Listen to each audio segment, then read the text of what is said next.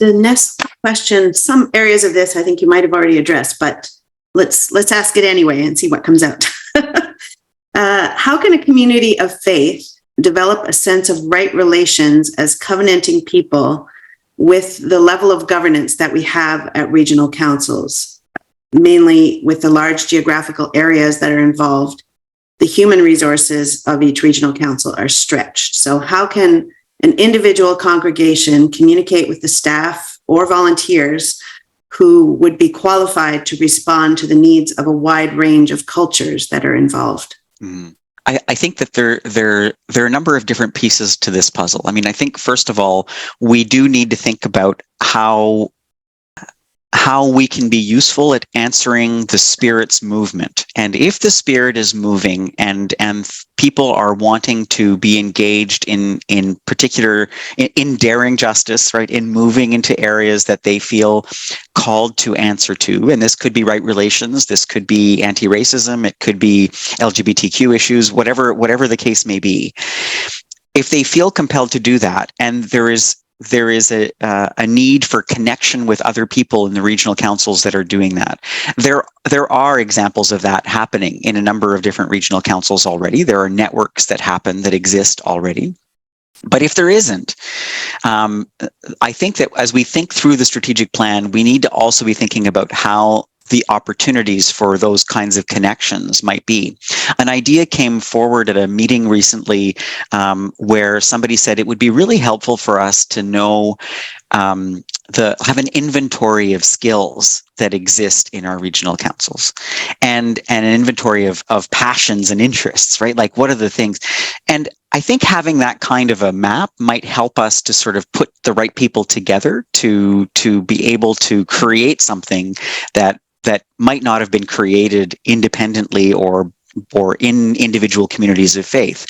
But again, these are the kinds of things that I hope through the strategic planning process, we can sort of identify and say, here's something we really need to be able to do what we intend to achieve, right? And that's a key part of what I'm hoping will come out of that process. So without prejudging the end results, there's an idea of something that might be helpful for us. Okay, this one is a little bit more specific and relates to something outside of the United Church. So the question is, should the United Church think about partnering with other organizations to promote and sponsor truth and reconciliation projects? For example, there have already been some, such as universities, who have looked to us for our participation. How should we respond to these types of invitations?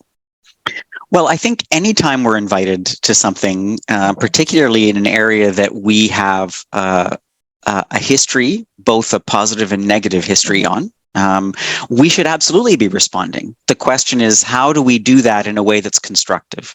How do we do it in a way that makes sense? And I think, sometimes we invite ourselves rather than being invited, and that can be problematic. It can create a lot of expectations, especially with our Indigenous colleagues who have a lot that they're doing already. So I think we need to take our responsibility to decolonize our ways of thinking and our ways of doing things. And at the same time, we have to be ready for the invitation when it's presented to us, rather than sort of walking into an Indigenous community and saying, "We're here. Tell us how to do things." Right? It's like, we have to do our part of the work. And we have to be ready to be invited to be engaged in the transformation work of truth and reconciliation when those opportunities come up. But I do know that our enthusiasm for truth and reconciliation can sometimes be a burden on our brothers and sisters in those contexts. So it is a question of doing the decolonizing work for ourselves, as well as being open to those invitations when they come.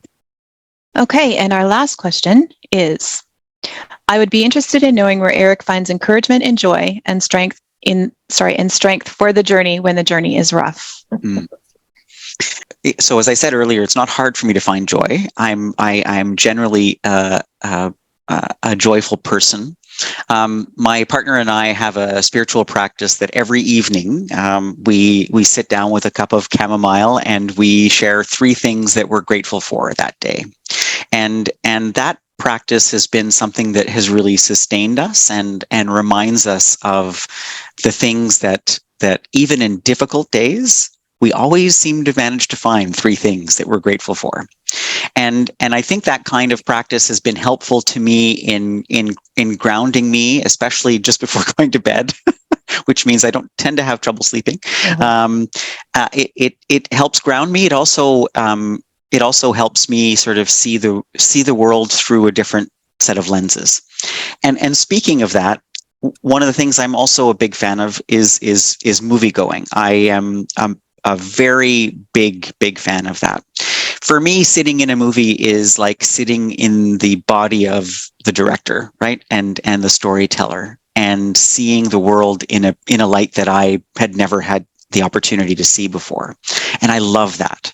That brings me joy. Even in the saddest of movies, it brings me joy because it gives me an opportunity to add another layer of experience to my own understanding of the world in a way that I think is really helpful. So there's lots that gives me joy, but those are a couple of examples.